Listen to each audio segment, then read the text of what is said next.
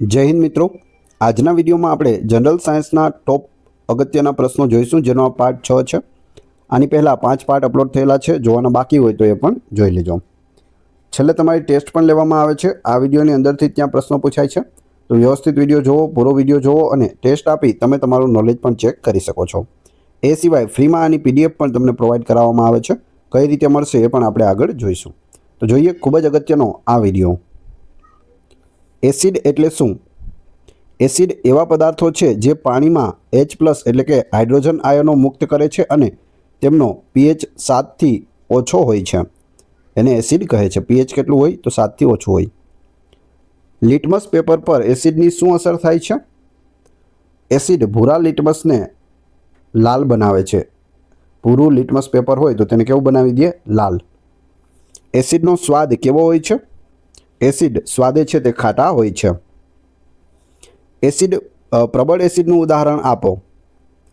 Hydrochloride acid HCl જે આપણા જઠરમાં ઉત્પન્ન થાય છે તે પ્રબળ એસિડનું ઉદાહરણ છે। એ સિવાય સલ્ફ્યુરિક એસિડ। નિર્બળ એસિડનું ઉદાહરણ આપો। એસિટિક એસિડ અને સાઇટ્રિક એસિડ તે નિર્બળ એસિડ છે। વિનેગર એટલે કે સરકોમાં કયો એસિડ હોય છે? એસિટિક એસિડ હોય છે। લીંબુ અને નારંગીમાં કયો એસિડ હોય છે? Citric acid. સફરજનમાં કયો એસિડ હોય છે? મેલિક એસિડ હોય છે સફરજનમાં। ટામેટામાં કયો એસિડ હોય છે? ઓક્ઝેલિક એસિડ હોય છે। કીડીના ડંખમાં કયો એસિડ હોય છે? Formic acid. પેટમાં ખોરાક પચાવવા માટે કયો એસિડ ઉત્પન્ન થાય છે? હાઇડ્રોક્લોરિક એસિડ ઉત્પન્ન થાય છે। કોને રસાયણનો રાજા પણ કહેવામાં આવે છે? સલ્ફ્યુરિક એસિડને રસાયણનો રાજા કહે છે। એસિડ રેન એસિડ વર્ષાનું મુખ્ય કારણ શું છે? સલ્ફર ડાયોક્સાઇડ અને નાઇટ્રોજન ઓક્સાઇડ એ મુખ્ય કારણ છે એસિડ રેનનું। એસિડ અને બેઝની ક્રિયાને શું કહે છે? તટસ્થીકરણ કહે છે। બેટરીમાં કયો એસિડનો ઉપયોગ થાય છે? સલ્ફ્યુરિક એસિડનો ઉપયોગ થાય છે બેટરીમાં। બેઝ એટલે શું? બેઝ એવા પદાર્થો છે જેમાં પાણીમાં OH એટલે કે હાઇડ્રોક્સાઇડ આયનો મુક્ત કરે છે અને તેમનો pH 7 થી વધુ હોય છે। 7 થી વધુ હોય તો બેઝ અને 7 થી નીચો હોય તો એસિડ। લિટમસ પેપર પર બેઝની શું અસર થાય છે?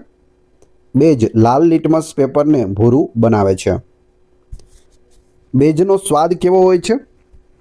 બેઝ સ્વાદે કડવા અને સ્પર્શે ચીકણા હોય છે। પ્રબળ બેઝનું ઉદાહરણ આપો। સોડિયમ હાઇડ્રોક્સાઇડ અને પોટેશિયમ હાઇડ્રોક્સાઇડ। નિર્બળ બેઝનું ઉદાહરણ આપો। એમોનિયમ હાઇડ્રોક્સાઇડ અને મેગ્નેશિયમ હાઇડ્રોક્સાઇડ। સાબુ અને ડિટર્જન્ટ બનાવવા માટે કયા બેઝનો ઉપયોગ થાય છે? સોડિયમ હાઇડ્રોક્સાઇડનો ઉપયોગ થાય છે સાબુ અને ડિટર્જન્ટ માટે। ચૂનાના નીતરિયા પાણી એટલે કે લાઇમ વોટરમાં કયો બેઝ હોય છે? કેલ્શિયમ હાઇડ્રોક્સાઇડ હોય છે। મેગ્નેશિયમ હાઇડ્રોક્સાઇડને કયા નામે ઓળખવામાં આવે છે? મિલ્ક ઓફ મેગ્નેશિયા તરીકે ઓળખવામાં આવે છે। અપચાની સારવારમાં કયા બેઝનો ઉપયોગ થાય છે? મિલ્ક ઓફ મેગ્નેશિયાનો ઉપયોગ થાય છે। એમોનિયા ગેસ પાણીમાં ઓગળતા શું બને છે? એમોનિયમ હાઇડ્રોક્સાઇડ બને છે। NaOHનું રાસાયણિક નામ શું છે? સોડિયમ હાઇડ્રોક્સાઇડ એટલે કે કોસ્ટિક સોડા। તટસ્થીકરણની પ્રક્રિયામાં શું ઉત્પન્ન થાય છે? ક્ષાર અને પાણી ઉત્પન્ન થાય છે। બેઝને પાણીમાં ઓગળતા કયા આયનો મળે છે? હાઇડ્રોક્સાઇડ આયનો મળે છે। જમીનની એસિડિકતા દૂર કરવા માટે કયા બેઝનો ઉપયોગ થાય છે? કેલ્શિયમ હાઇડ્રોક્સાઇડનો ઉપયોગ થાય છે।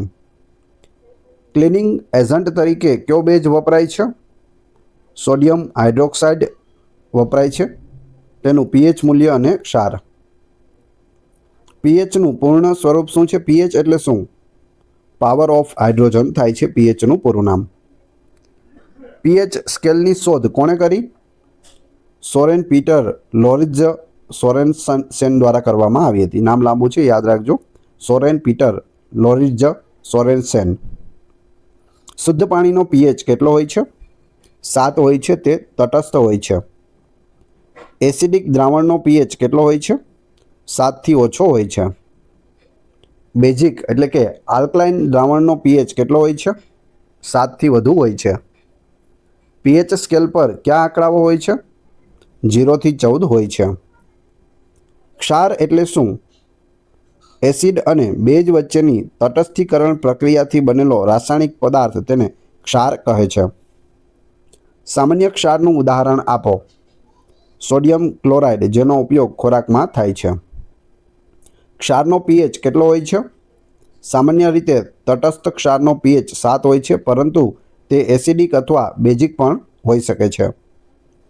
ખાવાના સોડાનું રાસાયણિક નામ શું છે? વારંવાર પૂછાયેલો પ્રશ્ન છે. સોડિયમ બાયકાર્બોનેટ ખાવાના સોડાનું રાસાયણિક નામ છે. ધોવાના સોડાનું રાસાયણિક નામ શું છે?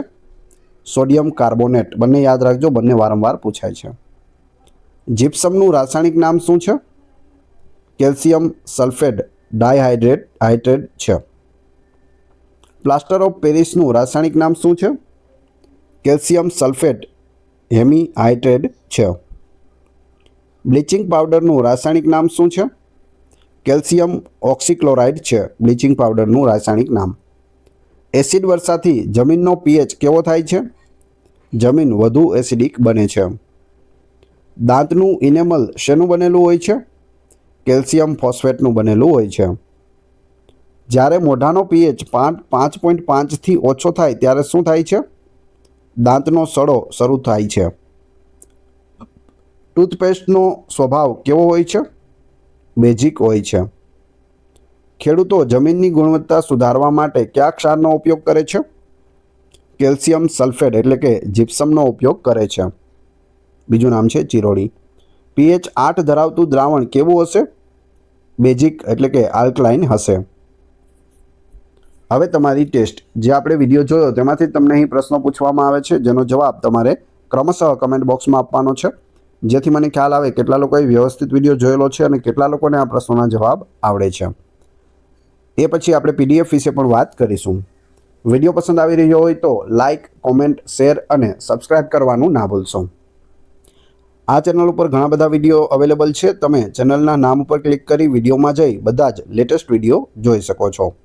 ટેસ્ટમાં પ્રથમ પ્રશ્ન છે, ટામેટામાં કયો એસિડ હોય છે? બીજું, બેટરીમાં કયા એસિડનો ઉપયોગ થાય છે? 3, સાબુ અને ડિટર્જન્ટ બનાવવા માટે કયા બેઝનો ઉપયોગ થાય છે? 3 ક્રમશઃ કમેન્ટ બોક્સમાં જવાબ આપી દેજો. વાત કરીએ પીડીએફની, તો આ વિડીયોની ફ્રી પીડીએફ આપને ટેલિગ્રામ અને વોટ્સઅપ ગ્રુપમાં મળશે, જેની લિંક ડિસ્ક્રિપ્શનમાં પણ આપેલી છે. આશા રાખું છું આવનાર બધી પરીક્ષાઓ માટે આ વિડીયો તમને ખૂબ જ ઉપયોગી થશે. મળીએ છીએ નવા વિડીયોમાં. જય હિન્દ, જય ભારત.